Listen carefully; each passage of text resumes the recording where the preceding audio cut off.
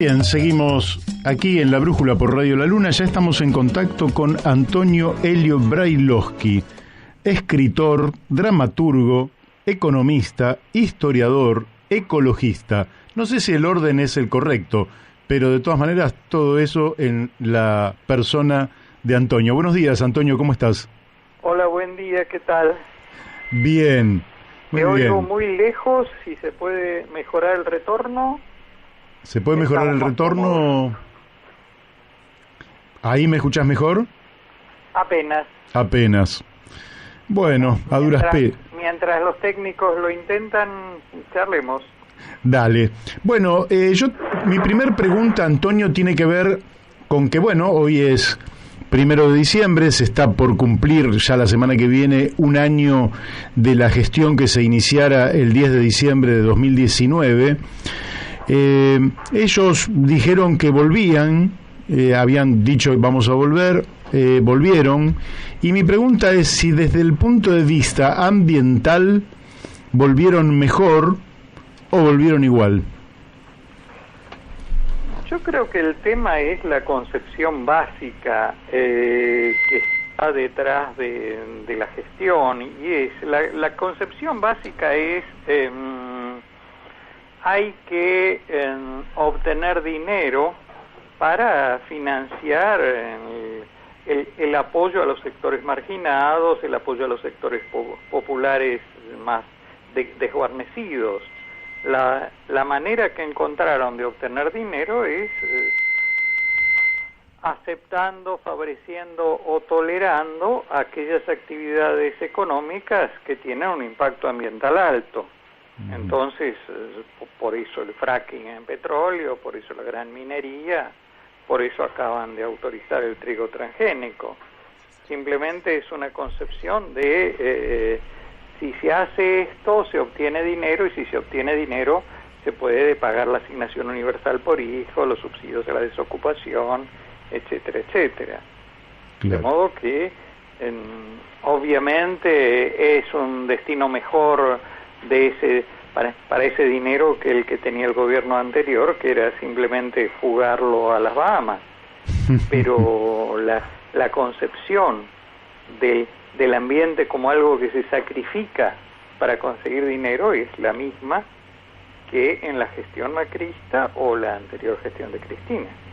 Te voy a pedir que si podés acercarte un poquito más al micrófono, la voz al micrófono, para que también nosotros te podamos escuchar un poquito mejor.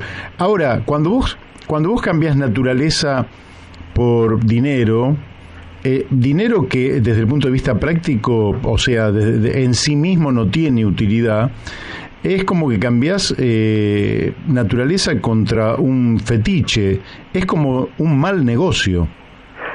Yo creo que es un mal negocio, por supuesto, porque además implica daños a la salud pública, o sea, el trigo transgénico, estas cosas no son gratuitas, implican daño importante a la salud, seguir con cultivos transgénicos, seguir con plaguicidas.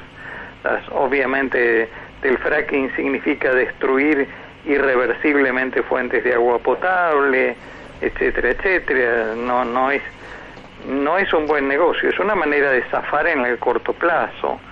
Ahora, hay una concepción de la gestión que es zafemos ahora, porque ahora hay una emergencia, que es atendible desde el punto de vista de que hay una pandemia, pero antes de la pandemia no era muy distinta la concepción.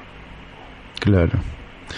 La idea, insisto, de que el ambiente es algo para sacrificar, para obtener dinero, yo creo que además está bajando línea en ese sentido uno de los sectores ideológicos más poderosos, que es el que representa o el que se expresa a través de Le Monde Diplomatique.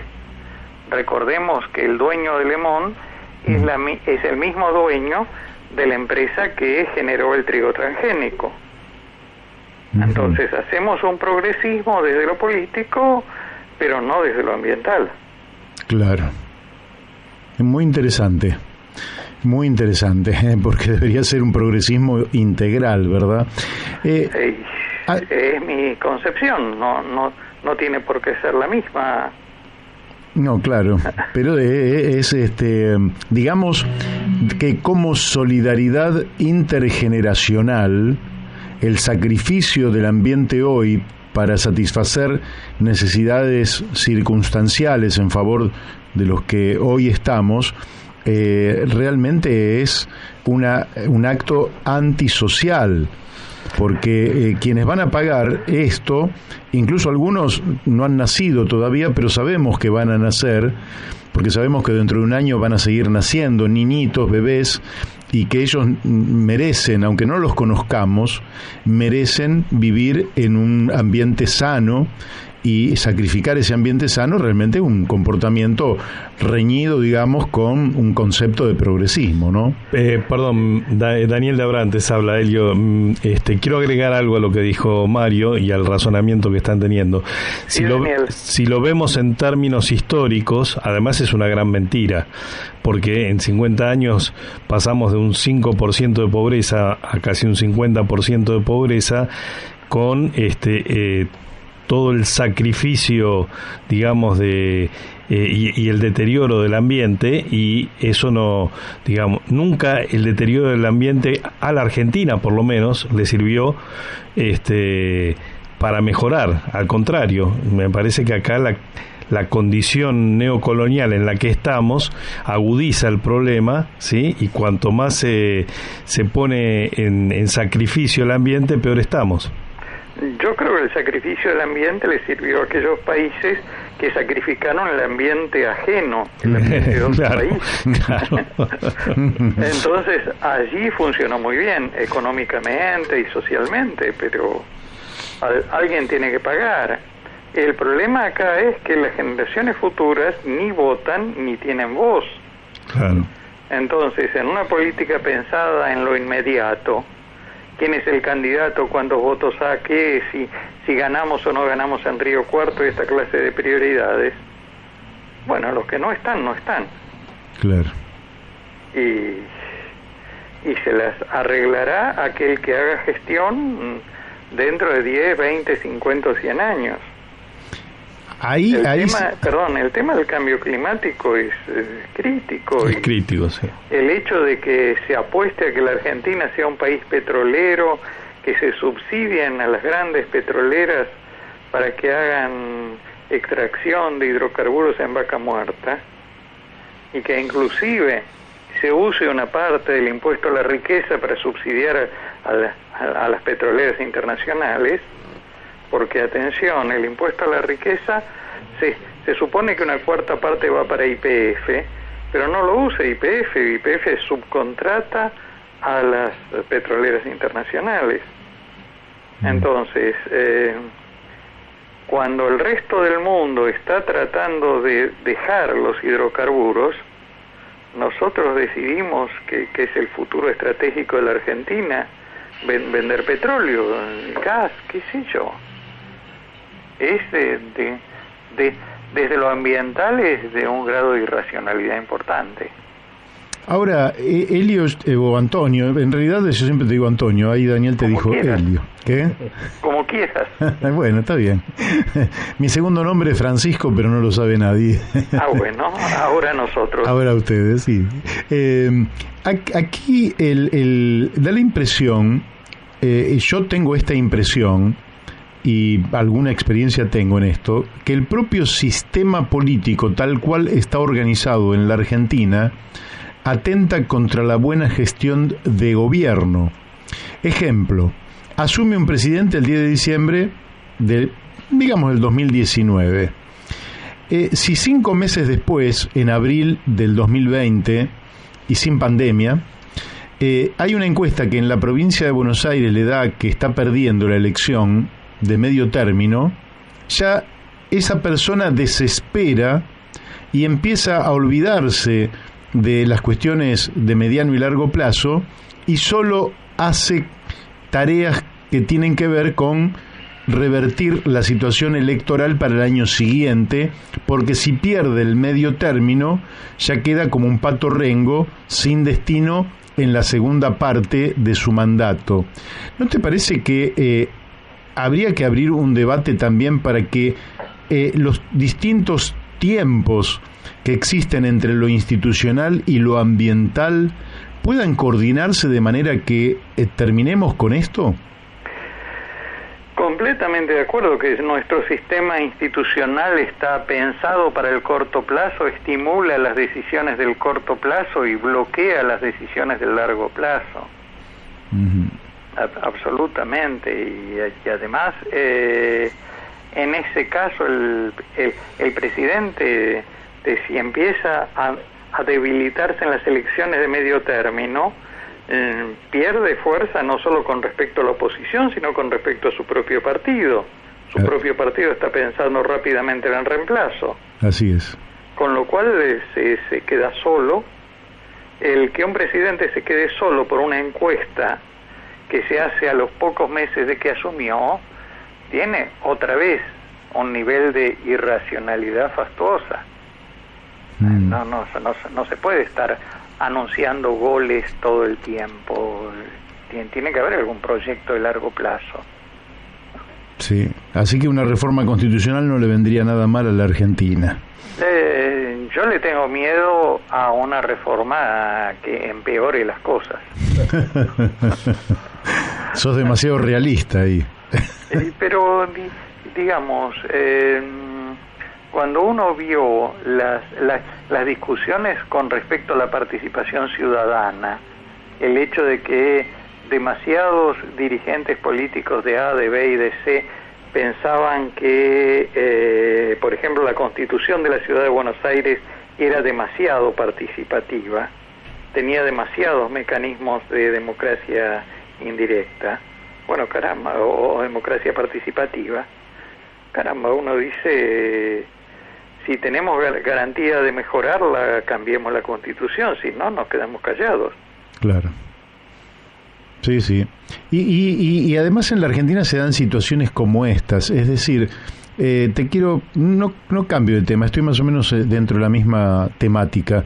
El año pasado, fines del año pasado, vimos las emocionantes movilizaciones por el agua y por la ley 7722 en Mendoza, ¿verdad? Sí, sí. Luego, eso debería haber sido, digamos, un ejemplo que atravesara toda la Argentina. Ayer hablamos con Pablo Lada, de Chubut, del movimiento antinuclear de la República Argentina, sí. Y él nos decía que Mariano Arcioni, en Chubut, que tiene muchas declaraciones en favor del ambiente, hoy estaba dispuesto a sacrificar el ambiente en pos de lo que veníamos diciendo, que era obtener algún recurso económico. Ahora, la dirigencia política que ahora va a confrontar con ese pueblo, porque ese pueblo también se va a movilizar, ¿no te parece que le falta imaginación para buscar recursos a través de otros medios y no justamente de algo tan vil como el sacrificio de los bienes naturales? Por supuesto, pero un gobernador que soluciona los problemas de la educación pegándole a los docentes, yo creo que no se puede esperar que tenga demasiada imaginación. O sea, estamos en una situación que vos sabés que ayer nos dijeron que nuestro programa no era demasiado optimista. Por favor, una crítica que efectivamente yo comparto, porque nosotros empezamos el programa pum para arriba y a medida que se van desarrollando los temas es como que entramos en un tobogán, porque la Argentina no nos da muchos elementos para el optimismo histórico. Yo creo que, digamos, una actitud pesimista sería decir no se puede hacer nada. Yo creo que una actitud optimista es hacer propuestas. Claro. En la medida que el programa está haciendo propuestas y nosotros estamos haciendo propuestas, Esto es optimismo porque es creer que se pueden llevar a la práctica. Sí, claro. Realmente hay que decirle al gobernador de Chubut haga otra cosa. Además, realmente Argentina tiene el viento patagónico, es ese que hace que los turistas nos hayamos enojado tantas veces con el maldito viento patagónico. Así es. Un recurso energético impresionante, y lo único que hay son unos poquitos parques eólicos que sirvieron para hacer un negociado en el gobierno anterior. Pero tendría que ser una estrategia nacional, esto de llenar la Patagonia de parques eólicos y venderle, en todo caso, energía a nuestros vecinos. Claro. En vez de discutir si compramos o no compramos gas. Y Mendoza tendría que ser la tierra del sol, no solamente para hacer vino, sino también para hacer energía solar. Claro. Entonces, tenemos los recursos naturales energéticos gratuitos que da la naturaleza, pero tenemos un sistema económico para organizarlo como para que terminemos pagando la energía cara que nos venden las empresas, cara y con altísimo impacto ambiental. Bueno, ahí hay decisiones que realmente requieren un punto de vista que en mi opinión es optimista. Hay que hacer esto. Desde el optimismo, deberíamos oponernos a la instalación de una nueva central nuclear en la Argentina, con tecnología desconocida para el país. ¿Qué te parece ese proyecto? Que a mí me parece que es un verdadero despropósito, pero ¿cuál es tu opinión? Mira, es un nivel de despropósito difícil de imaginar. Los finlandeses ensayaron, tienen una central atómica y se plantearon, bueno, ¿qué hacemos con los residuos nucleares? Porque cuando empezaron con las centrales atómicas dijeron, bueno, en algún momento la ciencia va a resolver el problema de los residuos, lo cual es cierto, lo está resolviendo. El problema es si la solución se puede pagar. Porque los finlandeses, cuando se dieron cuenta lo que significaban esos residuos radiactivos, pararon con hacer centrales atómicas y se pusieron a organizar el primer basurero nuclear en serio que se está haciendo en el mundo. Van a tardar un siglo en terminarlo, y el problema que se plantearon, una vez que alguien se plantea qué hago en serio con los residuos radiactivos y no una cosa publicitaria, una vez que se lo plantearon qué hago en serio, se encontraron con que tenían que garantizar el aislamiento de los residuos radiactivos durante 1 millón de años. 1 millón de años. Ahora, pensemos no en catástrofe nuclear, no en Chernobyl, no en Fukushima, no en bombas atómicas, pensemos en el aspecto económico. ¿Cuánto cuesta ocuparte de algo durante 1 millón de años? Y estamos hablando de algo que produce energía útil durante medio siglo y después genera problemas que se pueden atender, que suponemos que no va a haber desastres, pero alguien lo tiene que atender. ¿Cuánto cuesta ocuparse de algo durante 1 millón de años? Claro.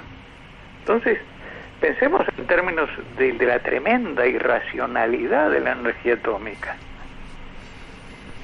Sí. No desaparecen, qué sé yo, se los esconde, pero hay que monitorearlos que no haya problemas. ¿Cuánto te cuesta pagarle el café y el sueldo a un tipo que se va a pasar 1 millón de años, bueno, tipos sucesivos que se pasen 1 millón de años mirando los controles que no pase nada? Sí, claro, es una fortuna. Aunque sea uno solo, pobre tipo. Sí, aunque sean 3 cafés por día, igual sale carísimo. Por 1 millón de años sale carísimo. Pero por eso, entonces, hay que pensarlo en estos términos. Ahora, si lo que me interesa es que por política llego bien con los chinos, les compro la central atómica porque me compran soja, porque me mandan chanchos y no sé qué otra cosa. Necesitamos estadistas. estadistas, iba a decir un estadista, necesitamos unos cuantos. Unos cuantos. Y estadística es el que piensa en términos de largo plazo. Así es. ¿Y por qué no se crea, dado que da la impresión de que no contamos con ese estadista, y por lo menos lo que uno visualiza en la dirigencia actual no ve ninguno, o ninguna tampoco, ¿por qué no crear algún espacio de debate permanente, dado que tampoco el Congreso cumple esa misión, a partir de la cual el país pueda discutir esos temas en profundidad y planificar con sentido de mediano y largo plazo? Si lo organizan, me sumo. Bárbaro. He estado en unos cuantos que terminaron siendo simplemente plataformas para la carrera de alguien. Claro, no, yo lo planteo más en términos de país, yo ¿no? También. Yo también. Claro, no de defensa. Cuento solo mi experiencia. Uh-huh.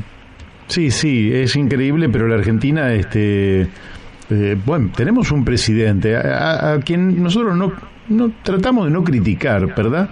Pero dice que no cree en los planes. Persona, eso es claro. Yo la verdad que no lo criticaría a él, pero bueno, hay enfoques que me gustan y otros que no me gustan. Yo creo que lo ambiental es insuficiente. Uh-huh. Te quería preguntar algo. Perdón, y se mantiene una cosa que pasó en todos los gobiernos, que es, se pone buena gente a cargo de ambiente y no se les dan competencias sobre los principales problemas ambientales. Es decir, el Ministerio de Medio Ambiente no tiene nada para decir sobre transgénicos, sobre energía atómica, sobre fracking, este tipo de cosas. Simplemente no le han dado competencias para intervenir en esos temas. Pero eso sería interferir en los negocios privados. Por supuesto. Por supuesto. Entonces, bueno, yo no los puedo criticar a los funcionarios de ambiente. Claro. En todo caso, tengo que criticar a los que no les dan competencia para que puedan actuar en los temas realmente importantes.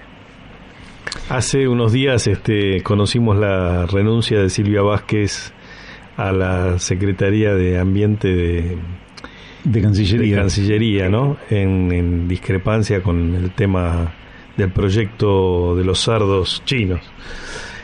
Sí, es así. Los parece ser que son los espacios de defensa del ambiente son espacios que queda bien tener, pero a los que no hay que darle poder. Decorativos. Queda bien tener, y además se lo soborna con la posibilidad de hacer viajes internacionales, ir a grandes congresos acá y allá y no sé qué, y bueno, sí, pasa siempre en ese tipo de cosas. Uno va de cóctel en cóctel y de hotel de 5 estrellas a hotel de 6 estrellas. Uh-huh. Pero una vez que te interesa bajar al mundo real, una vez que uno dice no, el medio ambiente no pasa en los cócteles ni en las conferencias internacionales, pasa en los ecosistemas, ahí te tenés que ir. Te hago una consulta, Elio. Recién hiciste un comentario sobre Finlandia respecto a la energía nuclear, y en general estamos acostumbrados a ver que en algunos países muy desarrollados, fundamentalmente en los países, quizás los países escandinavos sean los más ejemplares en esos temas, surgen iniciativas muy interesantes respecto al medio ambiente. Estoy hablando iniciativas de gobierno, ¿no? ¿Qué pasa? Digamos, ¿hay algún ejemplo interesante para rescatar entre los países subdesarrollados y los países pobres que tengan iniciativa concreta en medio ambiente, o hay una relación directa entre la pobreza y el descuido cada vez más profundo del ambiente? Digamos que si uno es rico es más fácil invertir en el largo plazo que si uno es pobre, eso por supuesto. Uh-huh. Entonces, de todos modos, ha habido esfuerzos de recuperar iniciativas de bajo impacto ambiental en montones de países subdesarrollados. Lo que pasa es que ahí chocan con los intereses creados. Estoy pensando en el caso de México, en la actual gestión de López Obrador.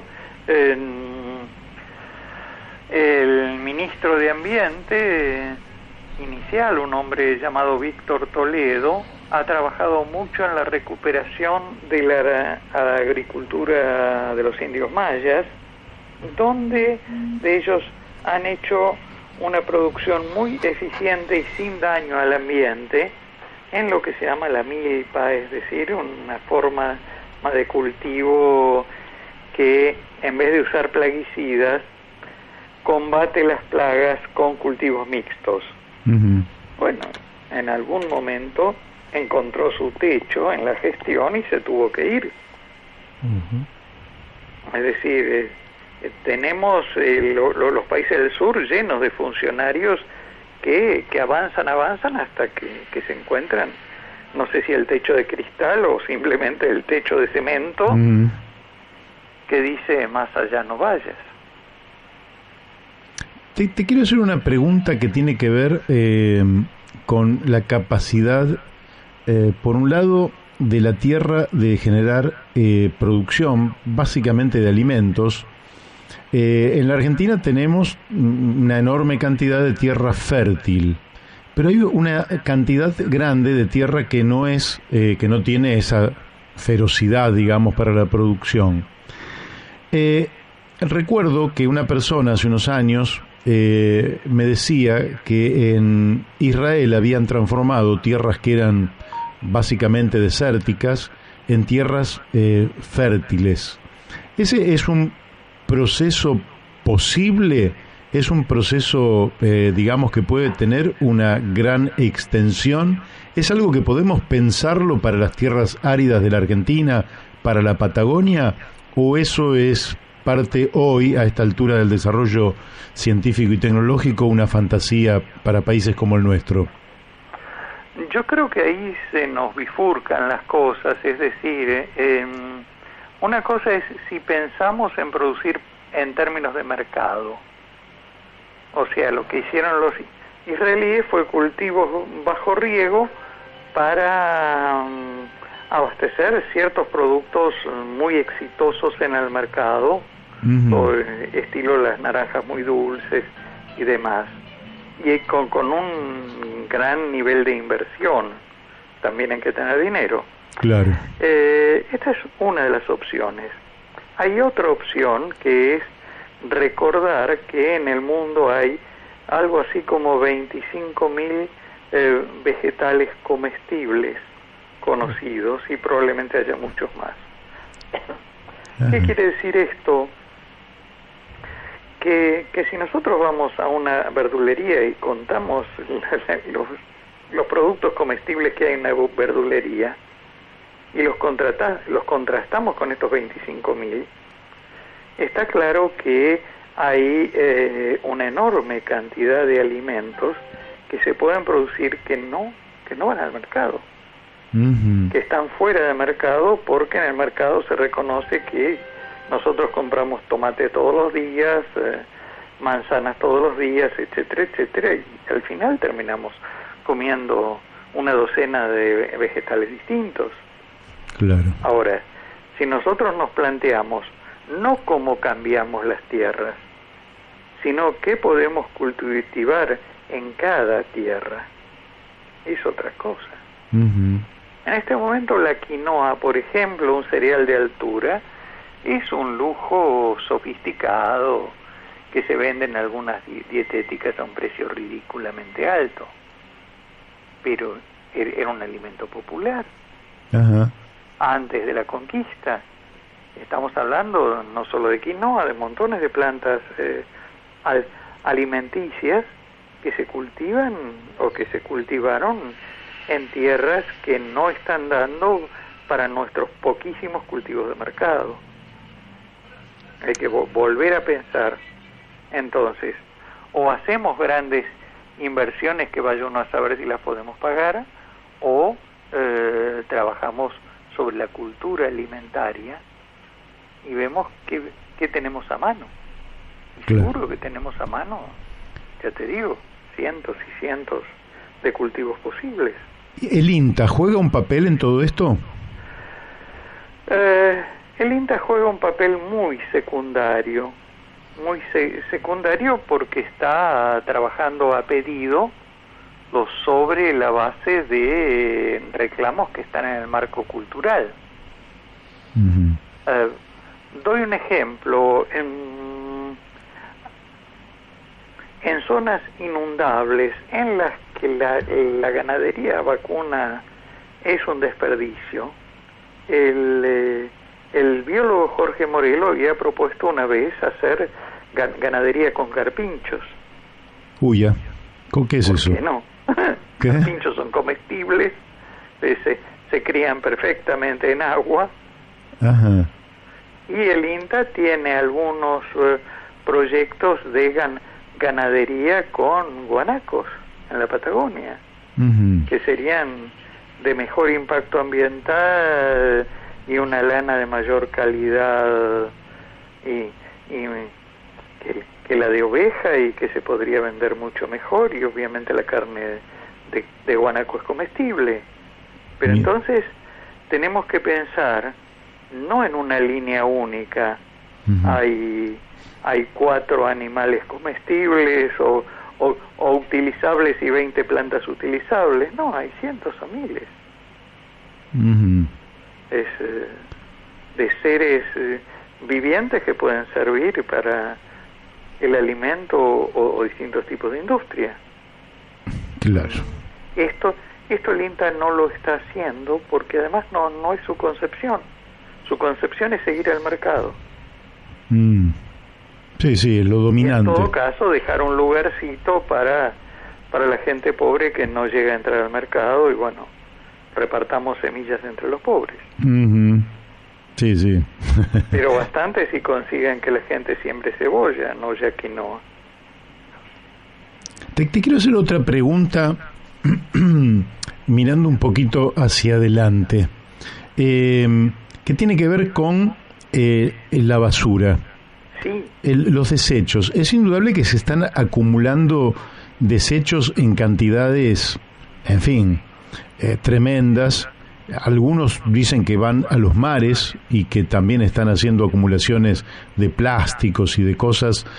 Pero en principio nosotros de las grandes ciudades hacemos entierros, digamos.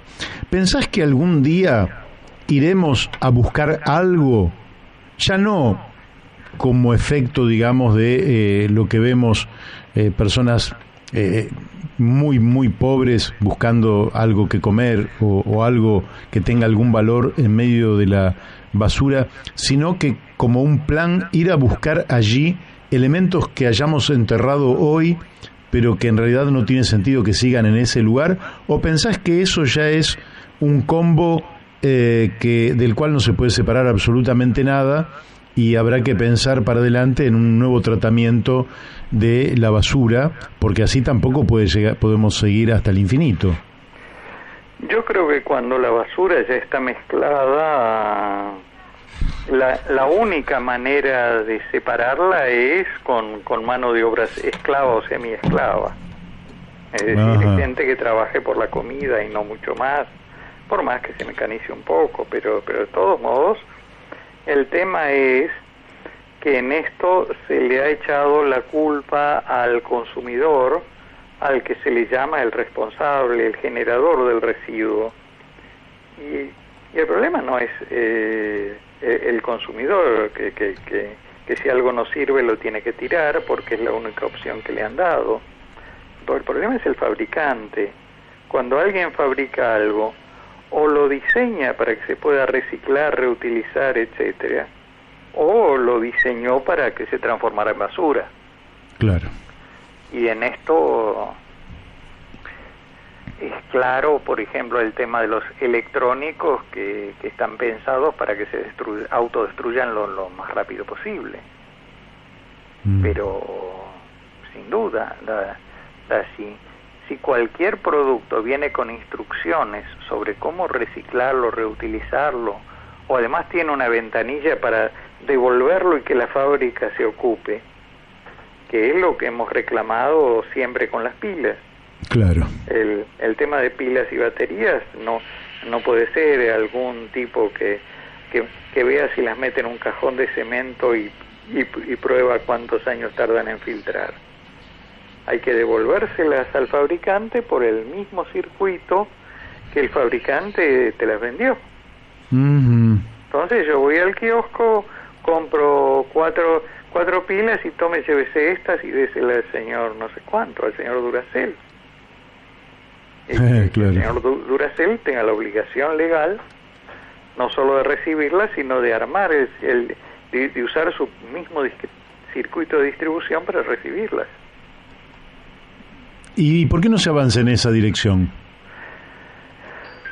Porque para las empresas significa un costo. Y eso las sacaría del mercado, decís vos, porque en última instancia los costos los termina pagando el consumidor final.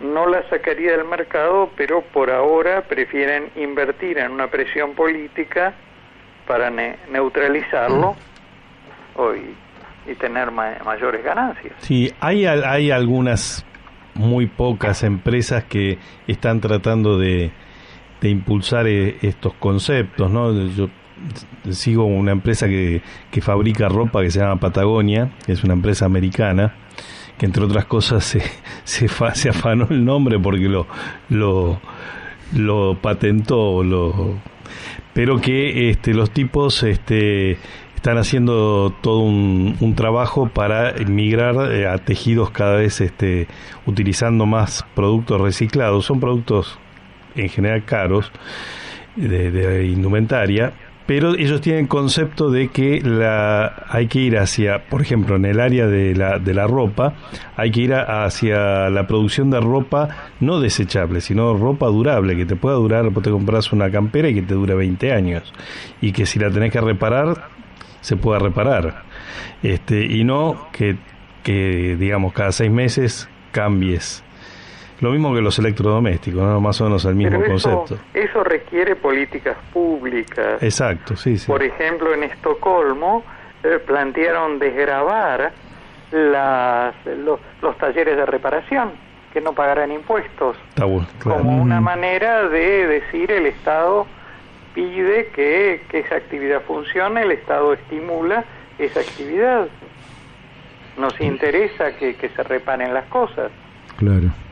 Ahora, si el Estado prefiere apoyar a los que fabrican para destruir porque crean trabajo o no sé qué cosa, bueno, crean trabajo, recibos y no aumentan el bienestar de la gente. Sí, en la Argentina tenemos un caso emblemático que son las heladeras Siam, ¿no? Que todavía yo me acuerdo de ver en la familia alguna que está funcionando desde la década del 40, o sea, heladeras que tienen, no sé, 80 años. Increíble, ¿no? Y sí, pero la fábrica quebró. La fábrica quebró, exactamente. Sí, claro. Es decir, el negocio es hacer heladeras que duren lo menos posible. Y en heladeras no sé, pero cuando uno empieza a ver en distintos productos dónde están los fusibles que hacen que el producto se autodestruya o parezca que se autodestruye. Por ejemplo, tengo un calefón en casa que tiene un cañito. Tiene un montón de cañerías de bronce, pero tiene un cañito de plástico. Es el que se rompe. Que se rompe cada vez y que entonces empieza a chorrear agua. Y es un truco psicológico. No pasa nada si el calefón pierde agua, pero muchos usuarios se asustan. Si una cosa con gas que empieza a romperse, a lo mejor es peligroso, hay que cambiarlo. No, hay que cambiar un cañito. Pero la cantidad de usuarios que caen en la trampa psicológica, y como hay un cañito que pierde agua, cambian el calefón. Sí, tal es así que eso se transformó hasta en una especialidad que se enseña en la universidad. O sea que hay ingenieros que estudian ese proceso, ¿no? De hacer obsoletas las cosas. Ahí recomendamos a los oyentes un documental de la televisión española llamado Comprar, Tirar, Comprar, donde muestra exactamente cómo funciona la ingeniería de crear productos que se autodestruyan. Bueno, ahí tiene que haber una política pública para frenar eso. Hay propuestas en Francia de declarar delito la obsolescencia programada. Delito. Está bueno. Te hago la última pregunta, porque siempre es un gusto charlar con vos y podríamos estar horas, pero no podemos. Tenemos obsolescencia programada. No, claro. Tenemos tiempos limitados. Ese programa se autodestruye en unos minutos. Sí. Junto con los conductores. Pero no con los invitados, ¿eh? Los invitados sobreviven. Antonio, te quiero hacer una pregunta saliendo un poco de esto que tiene que ver, pero más desde lo conceptual. Ahora el gobierno está negociando con el Fondo Monetario Internacional y parece que está reclamando una reforma tributaria. Cuando se dice reforma proveniente de los organismos financieros internacionales, en general lo que se quiere decir es que bajen. Es decir, cuando se habla de reforma laboral, bajen los salarios, reforma previsional, bajen las jubilaciones, reforma tributaria, bajen los impuestos. Uno podría en principio estar de acuerdo en que bajen los impuestos, no las jubilaciones y los salarios, pero sí los impuestos. Ahora, si vos tuvieras que hacer algún tipo de recomendación, consejo, en torno a los conceptos de una reforma tributaria en la Argentina, y suponiendo que nosotros fuéramos parte del Gabinete Nacional, que no lo somos, y que te pediríamos un consejo acerca de cómo podemos encarar una reforma tributaria conceptualmente hablando, ¿qué nos dirías en ese sentido? Mira, yo diría que miraría al lado Uruguay, que tiene o desgravó del IVA algunos alimentos o cobra muy poco impuesto al valor agregado a los alimentos. Es decir, los productos básicos no deberían pagar impuesto al valor agregado. Tenemos uno de los IVAs más altos del mundo, el 21%. Hay otros países que tienen 5, cosas así. Claro. Y a los alimentos es escandaloso. Es decir, uno piensa, recién este gobierno puso un impuesto a la compra-venta de dólares. Y no sé si hay impuesto a la compra-venta de oro. Pero, y difícilmente lo haya, qué sé yo, compra-venta de oro, de acciones y otros juguetes financieros. Entonces creo que los alimentos paguen un 21% es absolutamente escandaloso. Y otro tema, a abrir el debate, los movimientos feministas están reclamando que se desgraven, o sea, impuesto cero, a los productos de higiene menstrual. Porque dicen se les está cobrando un impuesto a la menstruación. Claro. Porque los hombres no menstruamos, nosotros no lo pagamos, lo pagan ellas. Bueno, discutamos cuál es la justicia de este tipo de impuestos. Bien. Y pensemos, obviamente cuando uno dice impuesto a la riqueza, no tiene que ser por esta única vez y no sé qué, tiene que formar parte de nuestro sistema tributario los impuestos a la riqueza. Esto de que tendrían que pagar más los que más tienen, y con nuestro sistema tributario los que menos tienen son los que pagan. O sea, en proporción a su ingreso, cuanto más pobre es una persona, más impuestos paga. Así es. Porque todo lo que consume está grabado con el 21%. Así es, en particular, efectivamente. Sí, y reconsiderar el impuesto, que me parece a mí, lo venimos discutiendo muchas veces acá, el impuesto a la tierra, que es el bien común apropiado por unos pocos, ¿no? Porque todos vivimos en este planeta y no entendemos muy bien por qué la tierra es propiedad privada de unos pocos, ¿no? Por supuesto, ahí tienen que haber un impuesto alto, sin duda. Y agrego otra cosa, que es, en la medida en que conceptualmente el agua, el servicio de agua y saneamiento debería ser un derecho humano, esto lo dice el Papa, pero lo dijeron muchas personas antes que el Papa, si el servicio de agua y saneamiento lo consideramos un derecho humano, no puede ser que se cobre impuestos a la tarifa de agua. No, claro, porque en ese sentido... Una cosa es que te cobren el servicio que haga, que hay que pagar los caños, la extracción de agua, la depuración, todo eso, adelante, es un costo. Pero además, cobrar un impuesto por el ejercicio de un derecho humano que es tomar agua. Es una locura. La próxima es pagar por respirar, ¿no? Bueno, Antonio, te agradecemos muchísimo la participación en el día de hoy. Por este año creo que ya no vamos a volver a comunicarnos, por lo menos a través de este medio, de manera que desde ya te estamos mandando un feliz fin de año y que empieces bien el 2021. Muchas gracias por llamar y adelante ustedes. Lo mismo les digo, un abrazo grandote. Grande. Gracias.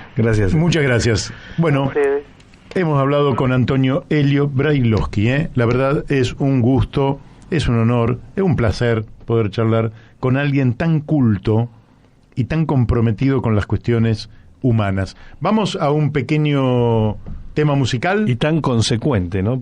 Consecuente porque desde que lo conocemos siempre tiene la misma posición incorruptible.